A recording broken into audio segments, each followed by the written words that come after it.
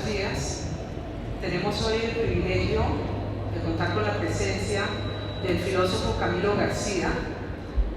Él es egresado de la Universidad Nacional, autor de varios libros, entre ellos Ensayos de filosofía y cultura en el mundo contemporáneo, reflexiones sobre la violencia, entre filosofía y literatura, escritos sobre ética, escritos filosófico-culturales y ensayos breves sobre la religión. Ha sido, además, vive hace 25 años en Estocolmo, donde ha trabajado conjuntamente con la Universidad de Estocolmo. Ha participado como representante por Colombia de varios eventos culturales. Tiene publicaciones en varias revistas literarias de Europa, pertenece a la Asociación de Escritores Suecos y en Colombia ha publicado permanentemente con el diario El Espectador. Hoy vamos a presentar un libro muy importante de Camilo que se llama Escritos sobre ética, y quería hacerle unas preguntas pues a nuestro autor, entre ellas esta: ¿qué relación existe, Camilo, entre la ética y lo social? ¿Cómo ingresamos al mundo de la ética? ¿Qué es eso del mundo de la ética? Bueno, Cristina, normal y originalmente, cuando los seres humanos se integran en un grupo social, en una sociedad, hecho que es absolutamente necesario para lograr la supervivencia de cada uno de los miembros, se plantean entre sí condiciones que deben cumplir para poder ingresar o integrar ese grupo social o esa sociedad. Condiciones por parte del grupo a cada individuo y del individuo a los demás miembros restantes del grupo. Esas condiciones son de carácter racional, es decir, son condiciones que dependen o se sustentan en el objetivo central que tiene el grupo social de asegurar su supervivencia a lo largo del tiempo y la supervivencia de cada uno de los miembros del grupo. Entonces, cuando un miembro del grupo acepta las condiciones de integración que le coloca o le pone el resto del grupo en su totalidad, acepta la posibilidad de integrar el grupo y de convivir en el grupo. Y las condiciones básicas, originales y esenciales que los seres humanos se ponen entre sí para integrar un grupo social son condiciones de carácter moral y ético. La ética nace o es sinónimo de las condiciones básicas que se ponen formal, consciente y racionalmente los seres humanos entre sí para formar un grupo social determinado. Por lo tanto, el fundamento de la vida social son las normas y mandatos éticos que se dan los hombres entre sí y que conforman las condiciones de posibilidad de vida de ese grupo. Perdón, Camilo, sí. Pero eso sucede desde las épocas más remotas.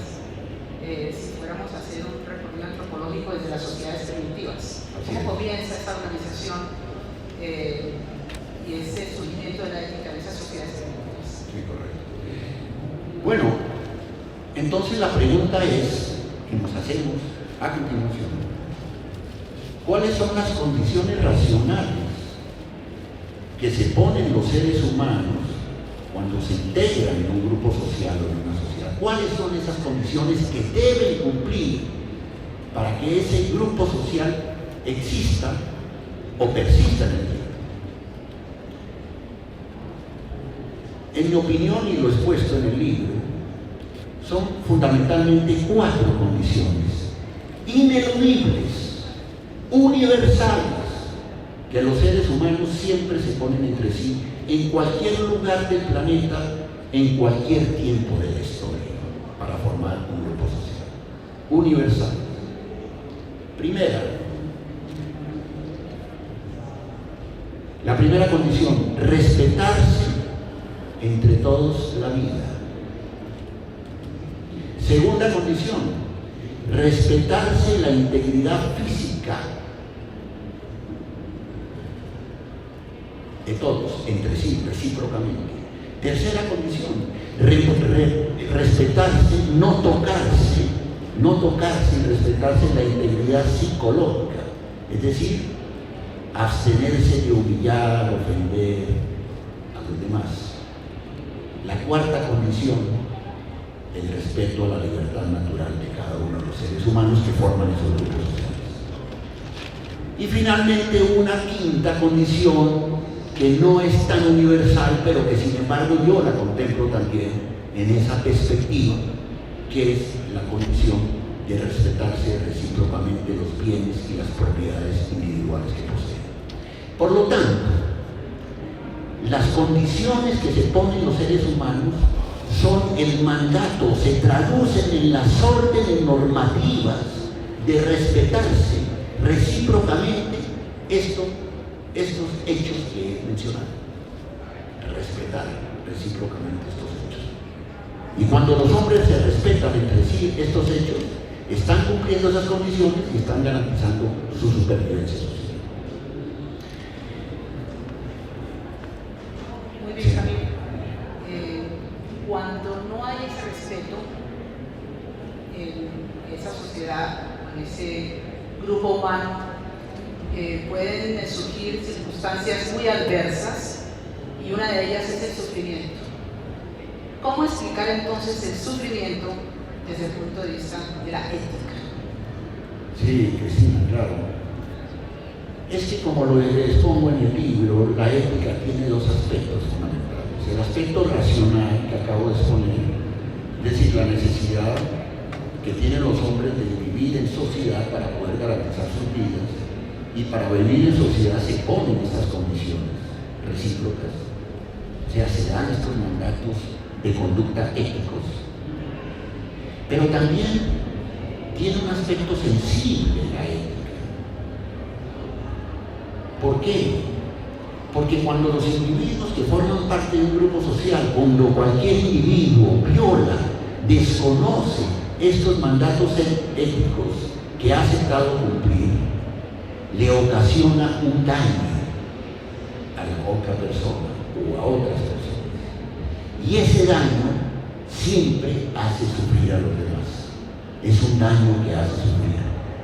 Cuando yo violo una norma ética que garantiza la integración social, es decir, cuando despojo a otra persona la fuerza de su vida, de su integridad física torturándolo, de su integridad psicológica humillándolo, cuando lo despojo de su libertad natural esclavizándolo, cuando realizo esos actos valiéndome de una superioridad de los medios de poder que tengo frente a esa persona, le estoy provocando un daño profundo a la vida de esa persona. Un daño. ¿Por qué? Porque le estoy destruyendo algo sustancial de su existencia. Y cuando se le produce un daño a otra persona, necesariamente esa persona sufre. La gran cuestión, el gran problema de la ética es en el fondo, y por esta razón, el problema del sufrimiento. Porque siempre repito que una persona viola un mandato ético, le ocasiona un daño a otra que le provoca sufrimiento. Y ahí, en el sufrimiento que unos hombres se provocan a otros con sus acciones, ahí aparece el rostro de los mandatos éticos con toda su fuerza, recordándole a los hombres la necesidad de respetarlos, así los hayan respetado, de respetarlos en el futuro de sus vidas, ¿no? Porque es el rostro del ser sufriente, el hombre y la mujer que sufren acción antiética de otro, en donde aparece con toda la fuerza intensa la necesidad de restablecer la vigencia y la presencia de la ética en la vida común de nosotros. Camilo, ha habido diferentes maneras de ver el problema del sufrimiento. Heidegger habla de lo fáctico, pero también las religiones, la religión budista, la religión judía, han hablado sobre el sufrimiento. Buda habla de cómo el deseo que es algo inherente al ser humano, deseo sobre el que también habló muy explícitamente Sartre, es una fuente de sufrimiento. ¿Por qué no nos explica usted por qué el deseo natural a la persona humana puede ser una fuente de gran sufrimiento? Bueno, Cristina, en el caso del budismo y en el caso mismo del pensamiento existencialista de Sartre, se está considerando allí el deseo como fuente de sufrimiento alrededor exclusivamente del individuo. Del individuo. Sí. Es decir, un individuo separado del resto de la sociedad sufre porque tiene deseos, según Buda, de poseer o aferrarse a cosas que son por naturaleza impermanentes, que están destinadas a perecer, que son finitas en el tiempo, que van a desaparecer tarde o temprano. Por lo tanto, si esa persona o ese ser humano desea poseer para siempre algo, está generando o teniendo un deseo absolutamente irracional, porque esa cosa que desea poseer está condenada a perecer. Por lo tanto, el deseo lo que le ocasiona es la fuente de un sufrimiento que va a surgir intensamente cuando esa cosa desaparece. Le va a generar de nuevo una tensión interior, una angustia muy grande, el hecho de la desaparición de esa cosa o de ese fenómeno de la realidad. Pero en el caso de la ética que yo trato aquí, tiene una variación, y la variación es que los sufrimientos humanos no solamente están dados por esta razón que menciona Buda, que es válida y profunda, no solamente están dados por la acción de fuerzas naturales, no solamente sufrimos porque nos enfermamos y se nos acerca el momento de la muerte y nos ocasiona una gran angustia. No solamente sufrimos por razones naturales o por el poder intenso de este deseo mencionado, sino que el problema más grave es que entre nosotros nos hacemos sufrir, que nosotros podemos hacer sufrir a los demás con nuestros actos. Es decir, que una gran parte de los sufrimientos humanos no nacen de la naturaleza, no provienen de la naturaleza, ni provienen de ese deseo poderoso de abarcar en nuestro ser el mundo. No, el gran problema es que muchísimos de esos sufrimientos provienen de las acciones dañinas de otros que nos realizan a nosotros o nosotros a los demás. Camilo, usted tiene una gran influencia, no solamente de la escuela de Frankfurt, con Theodor Adorno, Jürgen Habermas, Max Horkheimer, sino que también recibe una influencia muy grande y sobre todo en estos escritos sobre ética de Kant.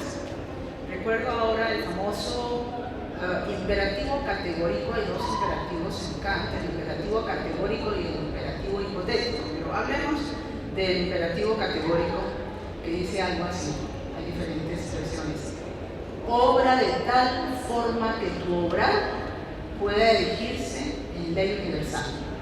Entonces, empatemos este imperativo, esta norma ética, con lo que usted acaba de decir sobre el sufrimiento. ¿Cómo podríamos transformar este obrar referido al sufrimiento? Sí, Cristina. Yo en mi libro menciono y discuto un poco la limitación formal del imperativo categórico kantiano.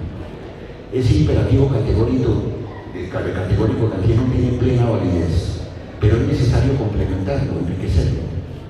Por eso yo propongo que la expresión kantiana de obra de tal manera, siguiendo una máxima, que esa máxima tenga validez universal. Es necesario preguntarse, bueno, ¿cuál es esa máxima en concreto? ¿Cuál es esa máxima de carácter universal que todos los seres humanos debemos seguir en los actos de nuestra vida, en las relaciones con los demás? ¿Cuál es esa máxima de carácter universal? Porque Kant no la menciona en términos concretos. Kant no nos da la respuesta a esa pregunta. Yo sostengo que esa máxima universal es precisamente la siguiente: obra de tal manera que tu obrar o la máxima de tu obrar no le provoque daño a los demás. Esa es en el fondo la síntesis del imperativo categórico integrado a ese aspecto sensible de la ética. Si obramos siempre guiados por esta máxima, lograremos, no siempre en nuestras vidas, pero lograremos evitar en muchas ocasiones hacerle daño a nuestros semejantes. Y si evitamos hacerle daño a nuestros semejantes de manera consciente e intencional, estamos obrando éticamente. Es decir, nos acercamos a la posibilidad de volvernos sujetos éticos. Pero si al contrario, obramos permanentemente en nuestra vida haciéndole daño a los demás, es decir, maltratándolos física o psicológicamente, despojándolos de su libertad, quitándoles su vida, despojándoles de sus bienes o sus propiedades, es decir, despojándolos de algo esencial para sus vidas, les hacemos ese daño, pues en esa medida nos alejamos de la dimensión ética de nuestra existencia. Muy bien, Camilo, empatemos este concepto del sufrimiento con el concepto de la felicidad. Varios autores también han hablado sobre ese concepto de la felicidad. ¿Qué es la felicidad? ¿Cómo el ser humano es capaz de ser feliz, digamos, dentro de los límites que pone una ética, ¿no es cierto? Claro, sí, Cristina. Yo también pienso, ahí lo expreso, lo sostengo en el libro, que la búsqueda de la felicidad, del bien supremo de la felicidad, tal como lo mencionó y lo explicó Aristóteles en su famoso libro La Ética Nicómaco, sigue teniendo en los tiempos modernos validez, pero tiene una validez limitada, no tiene una validez absoluta, sino limitada. Los seres humanos no pueden buscar el bien de la felicidad a cualquier precio. No podemos ser felices a costa del sufrimiento de los demás. Ese es el límite, en mi opinión, que tiene la búsqueda legítima y humana de la felicidad individual, o sea, la felicidad que cada ser humano de manera natural busca vivir en su vida. Si la búsqueda y la obtención de las condiciones necesarias que lo hacen ser feliz no suponen o no implican daño a los demás, esa búsqueda es plenamente válida desde el punto de vista ético. Pero si al contrario, esa búsqueda de la felicidad le cuesta o lo obliga o lo lleva a realizar acciones que le provoquen daño y sufrimiento a otras personas, esa felicidad que ese individuo busca se torna problemática. Adquiere la posibilidad de ser cuestionada moralmente por otros. ¿Por qué? Porque está sustentada en actos que produjeron daño a otras personas, ¿no? Sí. Creo que Buda también habló, y me imagino que pronto antes que el mismo Aristóteles, del famoso concepto del justo medio, de la justa medida. Este es un concepto que realmente recorre todo el mundo de la ética y de la filosofía, y me parece interesante aplicarlo en este caso. ¿En qué consiste eso del justo medio? Recuerdo ahora por qué en la tragedia griega, en ciertas tragedias como las de Esquilo, las de Sófocles y las de Eurípides también, los dioses castigan a los hombres por la ibris, precisamente porque la ibris es el extremo. Y la teoría del justo medio aristotélica y impresionista dice que hay que obrar de acuerdo con un justo medio, no irnos a los extremos. Sí, correcto. Es decir, eso es un llamado a enseñarle a los seres humanos la necesidad de tener ante la vida una actitud, una postura racional. Es decir, todos los caminos o las decisiones que tomemos en nuestro obrar práctico deben estar fundadas en ese justo medio. Es decir, que no nos dejemos llevar en nuestras acciones por las pasiones, totalmente, ciegamente, porque si nos dejamos llevar impulsados por las pasiones de manera ciega, seguramente no solamente destruiremos algo de la vida de los demás, sino nos haremos daño a nosotros mismos. Pero tampoco podemos abstenernos de alguna manera, vivir de acuerdo a nuestras pasiones, y eso Buda lo comprendió un poco después de sus experiencias, vivir completamente al margen del deseo, exactamente, y de los placeres sensibles, porque renunciamos también a la posibilidad digna de la vida humana, ¿no? Entonces, el justo medio simplemente es un llamado ético a los hombres para que obren equilibrando la pasión y la razón en todos los actos de su vida, recordando que cuando un hombre se entrega al impulso irracional de la pasión, termina destruyendo a otros o a sí mismo. Así sea en nombre de la felicidad o del gozo o del goce que pueda vivir en ese instante, ¿no? Y de lo contrario, si niega completamente las vivencias pasionales, termina también destruyéndose la posibilidad de ser feliz, ¿no? Y por lo tanto, también se hace daño a sí mismo, ¿no? Así no le haga daño a nadie más. Pero es que también hacerse daño a sí mismo es, en el fondo, una manera de privarse de la felicidad, que es una manera que se contrapone a la dignidad ética del ser humano, ¿no? Es un poco esa dialéctica griega, que es toda una paideia entre lo dionisíaco y lo apolíneo, ¿no?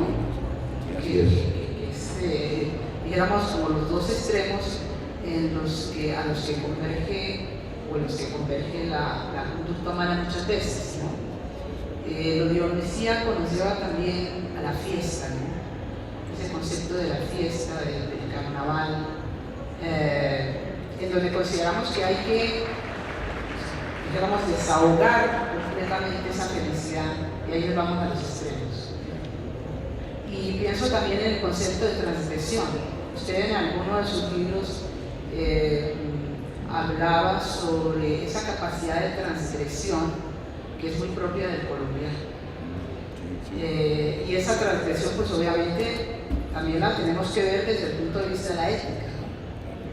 ¿Qué es la transgresión? ¿Cómo el colombiano, y por cierto lo veía usted a través de la obra de García Márquez, sí, tiene esa capacidad de transgresión, de romper con la norma, con la ley social, que es una ley ética?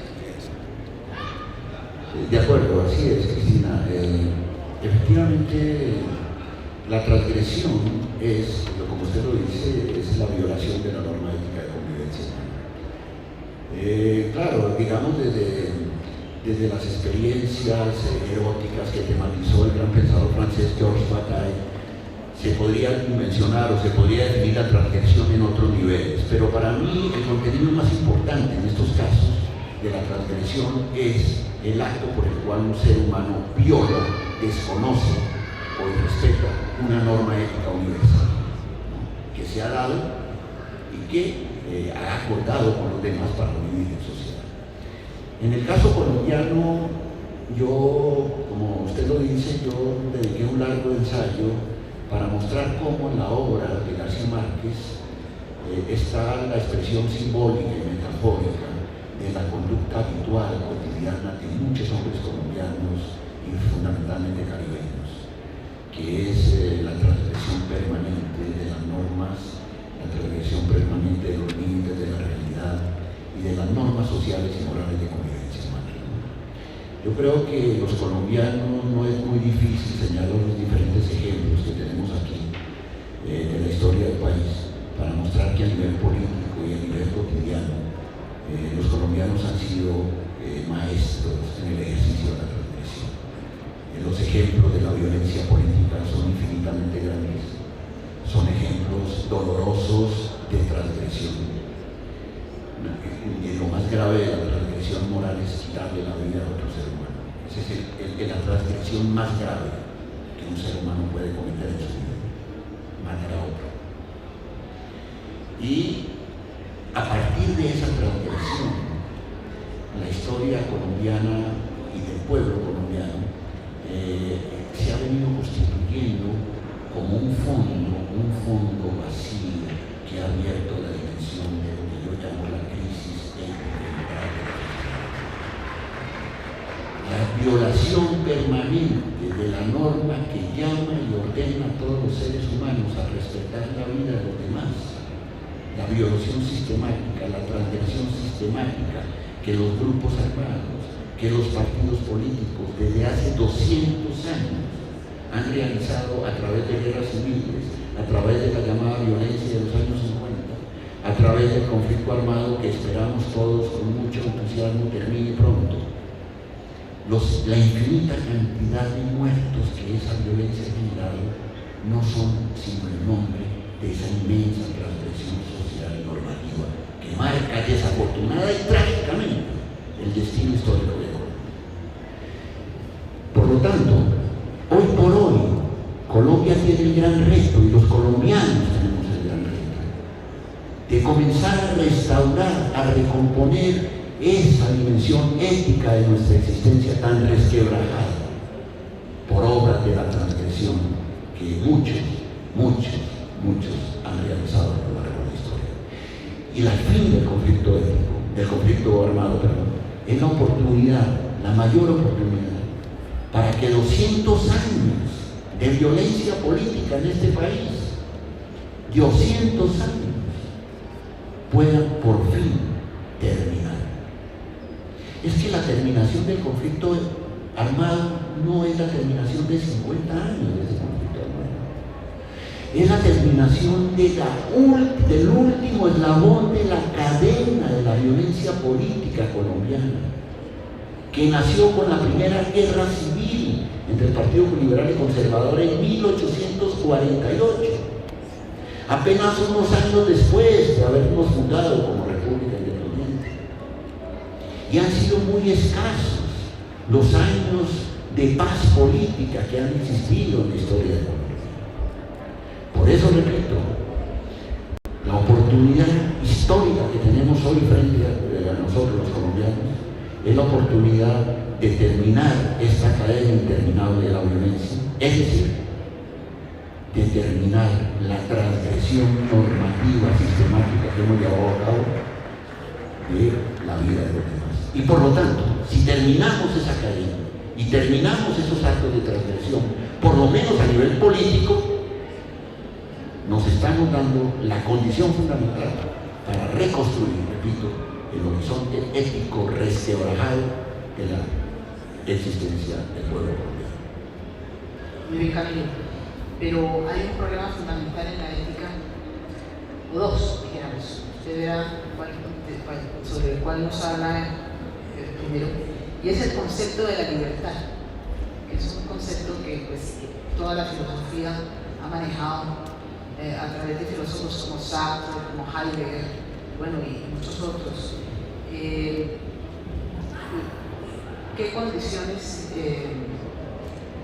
señalan en una actitud de que una actitud, o para que una actitud ética sea libre, o cómo podemos ubicar el concepto de libertad en el mundo de la ética y también el concepto del mal?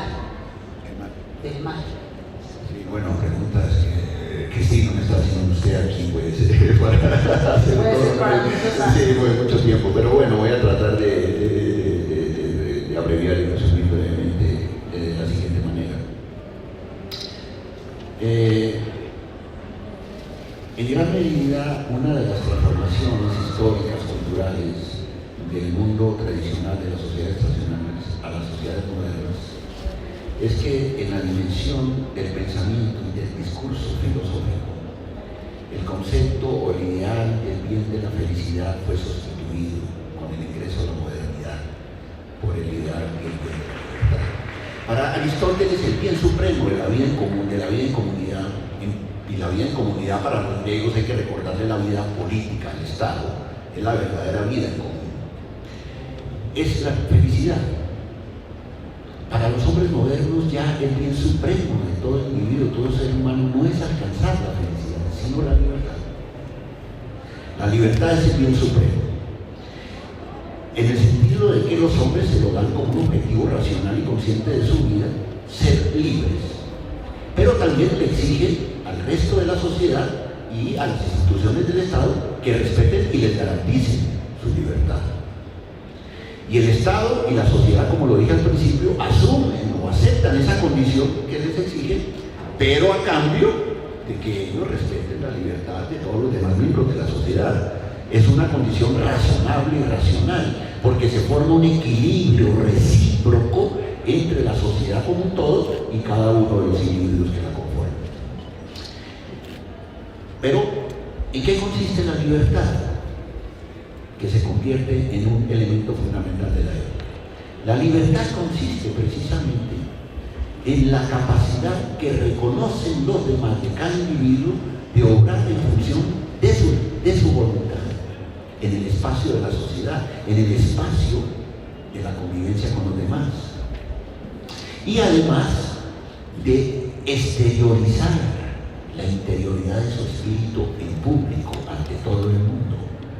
De que su espíritu tenga la posibilidad formal de llegar al universo. Maravilloso fenómeno de la modernidad. En la modernidad, los estados democráticos de derecho le reconocen el derecho formal a cada individuo de que la interioridad de sus vivencias, de sus emociones, de sus sentimientos, de sus ideas, de sus pensamientos, de sus opiniones, puedan trascender a todo el mundo. Por primera vez en la historia humana. Y eso es el nombre de la libertad. Pero esa libertad, repito, desde el punto de vista ético, forma parte de la ética. Pero repito, le pasa lo mismo que a la felicidad. La libertad no es un bien absoluto, como pretenden algunos pensadores modernos. No lo es si, por aras de mi libertad personal, de asegurar mi libertad personal, tengo que hacerle daño a otras personas. Si ese es el precio de mi libertad personal, el valor o la validez de esa libertad mía se disminuye o desaparece. Porque está acompañada o está sustentada en un acto por el cual estoy dañando o violando o desintegrando o destruyendo la libertad o la vida de otras personas. Es decir, para ponerlo en una imagen sencilla, en la modernidad ningún ser humano, ni siquiera las autoridades políticas del Estado, que tienen el poder concentrado supremo, ni siquiera las autoridades democráticas del Estado tienen el derecho de matar a nadie. Ese es el límite de mi libertad. Claro, ustedes me pueden alegar o decir que en Estados Unidos está consagrada la pena de muerte, pero eso es una limitación grave. Eso es una limitación, una perversión del sistema democrático norteamericano. Porque un sistema democrático político, democrático verdadero, se prohíbe de manera absoluta a sus funcionarios y a todas las autoridades del Estado matar a los ciudadanos. Así sea después de haber seguido un proceso judicial. Por lo tanto, hay un límite de libertad en los tiempos modernos, repito, Cristina, que es el límite de la vida de los demás, ¿no? Es decir, el límite de la vida, que es el ejemplo supremo, exagerado, el límite de su libertad misma, el límite de sus propiedades y de su integración y de integridad física y espiritual. Por lo tanto, repito, para que quede clara la idea, el bien de la libertad, que hace parte de la ética, está condicionado al respeto de la vida y de la libertad de los demás. Sí, usted dice la verdadera libertad está en obrar libremente a favor del bien de nuestros semejantes. Exactamente, eso es, así lo considero yo. Así es. Y el concepto del mal. Nacemos buenos y la sociedad nos pervierte, como dice Rousseau, o o tenemos una condición muy propia hacia una cierta identidad con el mal. Tenemos una tendencia hacia el thanatos, hacia el instinto de muerte, ¿o no? Sí, claro, Cristina, también es una cuestión compleja, pero también la trato en el libro. Para mí, obviamente, tenemos naturalmente impulsos agresivos, destructivos. La naturaleza nos ha dotado por nuestros antepasados animales. Venimos de los animales agresivos, ¿no? Animales que viven de la caza, animales depredadores, que viven, sobreviven y se reproducen matando a otros animales para poderlos comer. Nosotros tenemos un antepasado, tenemos antepasados animales y por lo tanto hemos heredado ese instinto, ese impulso agresivo de nuestros antepasados. Pero el problema de la ética no es solamente la necesidad de controlar los impulsos agresivos para no hacerle daño a los demás, para que no les hagamos daño a los demás, que es un problema fundamental de la ética, por supuesto, controlar nuestros impulsos agresivos para evitar el daño. Pero también esos impulsos agresivos, y es el gran problema de la humanidad. Y en ese sentido pienso yo que Rousseau tenía algo de razón. Es cuando los hombres se dotan de medios de poder. Y esos medios de poder les permiten no solamente someter a otros hombres a su voluntad, sino que les permiten, usando esos medios de poder, hacerles daño, despojándolos de su vida, de su libertad natural, de la integridad corporal o de la integridad de sus espíritus. Solamente un ser humano, por más impulsos agresivos que tenga o por más sentimientos de odio que tenga en su alma, le puede hacer daño a otro cuando tiene o una fuerza física superior a otro, o cuando tiene medios de poder en sus manos que el otro no tiene. Cuando tiene, por ejemplo, armas, o un grupo de otras personas que forman una organización poderosa, ¿no? Que en sí misma resume un poder sobre otras personas que carecen de su organización, etc. Cuando se produce una asimetría, una desigualdad profunda entre quienes tienen medios de poder, como las armas, y quienes no los tienen, se produce la gran posibilidad de que el mal se convierta en un fenómeno universal. Porque es la posesión de los medios de poder a través del Estado o a través de organizaciones que disponen de esos medios de poder, como los seres humanos quedan en condiciones de convertirse en agentes sistemáticos, permanentes y regulares en el tiempo del mal, o sea, de hacerle daño a otros seres humanos que no disponen de esos medios de poder. Y ahí aparece, repito, Cristina, el gran problema de la existencia ética del ser humano, el origen del mal. Y en ese sentido, la opinión de Rousseau está un poco bien encaminada. Ya nos quedan 10 minutos nomás. Afortunadamente el tema es importantísimo, muy extenso, pero el tiempo acá vuela. Ese concepto de la inocencia y la culpabilidad, que es tan importante.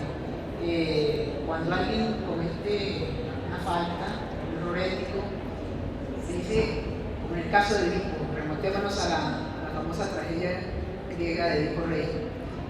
Él es subjetivamente inocente, pero objetivamente culpable.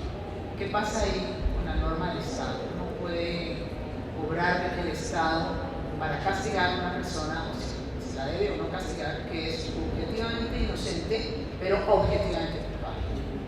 Sí, claro. Bueno, en el caso que usted menciona, es un caso supremamente interesante, analizado por muchos pensadores, entre ellos por Freud, porque precisamente muestra esa cuestión o ese dilema moral tan grande, ¿no? Lo resume en un ejemplo extraordinariamente importante. Pero en mi opinión, a pesar del destino trágico de Edipo, que muestra precisamente o revela de manera metafórica y simbólica el castigo que recibe por haber violado la norma cultural primigenia que se dan los seres humanos cuando se integran en grupos sociales, que es la prohibición del incesto. Cuando se viola esa norma, que no es estrictamente una norma moral, sino una norma cultural de mucho más calado, que se dieron los hombres precisamente para garantizar su propia convivencia social y sobre todo para evitar los riesgos de su desaparición genética, ¿no? Pero bueno, la ambigüedad en este caso es que Edipo obviamente cometió incesto, pero en términos estrictos no es culpable, porque él no sabía, era inconsciente, no sabía que con quien cometía el incesto era su madre, él no tenía la menor idea. Por lo tanto, en términos estrictos no es culpable. Ante un tribunal, si lo ponemos ante un tribunal de justicia imparcial y racionalmente organizado, ese tribunal de justicia, en actitud racional, equilibrada y objetiva, lo tiene que declarar inocente después de haber juzgado. Sería culpable. En caso contrario, si sabiendo la existencia de la norma, la prohibición del incesto, hubiera, y sabiendo que esa mujer era su madre, hubiera cometido el incesto. En ese caso sería culpable de haber violado esa norma fundamental de orden cultural y por lo tanto sería estrictamente culpable. Pero el hecho de no saber, y por eso tiene que ver mucho con los niños, por eso es tan importante la formación ética de los niños, porque los niños no nacen sabiendo la existencia y el significado de las normas éticas, no nacen con ese recurso cognitivo. Ese es un recurso que los padres y los maestros le entregan y se lo enseñan a los niños. Y en la medida en que los niños crecen, van interiorizando y aprendiendo el significado de esas normas éticas. Y en la medida en que los aprenden, se van volviendo responsables. Y por lo tanto, cuando faltan a esas normas, se vuelven culpables. Pero en la medida en que no hayan recibido esas normas, sean muy pequeños, que nadie se las haya enseñado porque son muy recién nacidos, si cometen esa falta, no se les puede condenar. Claro, así es. Por eso la familia también es una organización tan importante en la formación, los primeros inicios del mundo, la ética. Claro.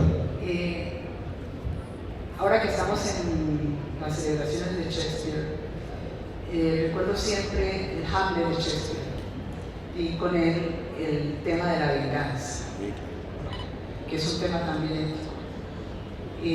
¿Se justifica la venganza o no se justifica la venganza? ¿Puede ser ética o es absolutamente antiética la venganza? Bueno, Cristina, una pregunta, porque si acabo de terminar un ensayo sobre el tema. Y efectivamente el gran dilema de Hamlet no es simplemente el ser o no ser que encabeza el monólogo, que de manera comercial o popular simplemente se reduce a eso.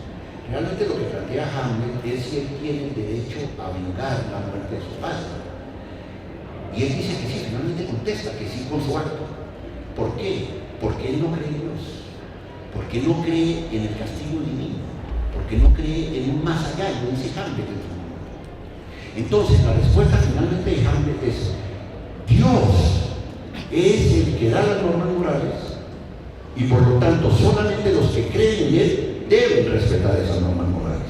Pero yo, como no creo en lo divino, como no creo en el más allá, por lo tanto no debo respetar ni obedecer esos mandatos morales de Dios. De ahí que para Hamlet está justificada la venganza. Pero éticamente, en sí misma, la venganza no se justifica por esa razón que da Hamlet. De ahí que Dostoyevsky, inspirado en ese monólogo de Hamlet, elaboró toda su obra alrededor de la pregunta o de la afirmación de la sentencia paradigmática de que si Dios no existiera, todo estaría permitido. Y eso está inspirado en Hamlet. Pero Camilo, hay un párrafo donde un monólogo donde dice Hamlet: oh, que esta sólida, infinitamente sólida carne pudiera derretirse, convertirse en rocío que no hubiese fijado el infinito su ley contra el suicidio.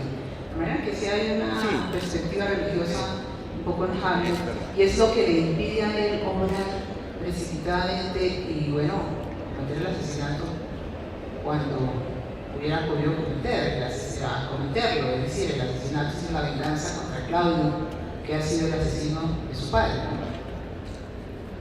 Sí, así es. No, pero en términos generales, claro, el argumento de Hamlet es un poco como no creo en lo divino, por lo tanto me siento autorizado para matar al asesino de mi padre, ¿no? Claro, o hay unos poderes, unas circunstancias morales que él quiere salvar, porque se trataba de un gran reino, sí. Y además era, decir, el asesinato es un acto absolutamente injusto, sí. Debe ser reprobado, sí, claro. Por él y por toda una sociedad. Claro. Algo está podrido en Dinamarca, y eso hay que desenmascararlo. Claro que sí, pero a pesar de todo lo justificado que pueda haber, razones justas que pueda tener Hamlet para despojar de la vida a Claudio, no es un acto ético. Por eso el deber de la venganza de Hamlet no es un acto, es decir, es un acto que pone en cuestionamiento su conducta ética. Porque la venganza, repito, tiene el gran problema, entre otros, que reproduce la falta. Yo cuando vengo matando a quien mató a mi padre, me estoy convirtiendo en un criminal también. Por lo tanto, yo estoy ayudando a reproducir en el mundo sociocultural de mi vida la crisis de esa norma ética. Estoy ayudando a reproducir la violación de esa norma ética fundamental, que es el sustento fundamental para lograr la integración de la sociedad. ¿Entienden? Dostoyevsky, termino con esto, comprendió eso. Por eso los crímenes de Dostoyevsky no están justificados. No están justificados. Y cerremos esto con esa idea. Es decir, ¿por qué se pide ahora, para cerrar este conflicto armado, el perdón y el olvido? Es decir, que no haya venganzas. Eso podríamos concebirlo. Exactamente, ese en el fondo ese es el llamado, el lema moral más importante para que no haya venganzas después de que se firme la paz en Colombia. Ese es un llamado y una labor de divulgación, de iluminación ética que tiene que hacerse en las escuelas, en los medios de comunicación, en todas las instancias de este país, para que la venganza no sea el nombre o la guía de la conducta de todos los que sufrieron, de todas las víctimas infinitas que ha dejado este conflicto armado del sangriento y desgarrador. Hay que cerrar la cadena de la violencia, ¿no?, por el camino de suprimir de nosotros mismos, de nuestras almas y nuestros sentimientos, el deseo de venganza, y especialmente de las víctimas. El gran deber moral de las víctimas hoy en Colombia, el gran compromiso moral de las víctimas hoy en Colombia, para bien de sí mismas, de sus propias almas y de todo el país y de su futuro, es eliminar el deseo de venganza de su interior. Yo sé que pedir eso es difícil, está en contra de nuestra naturaleza, pero es una labor ética fundada en el diálogo y en la comprensión que debemos realizar todos los días en este país. Muchas gracias.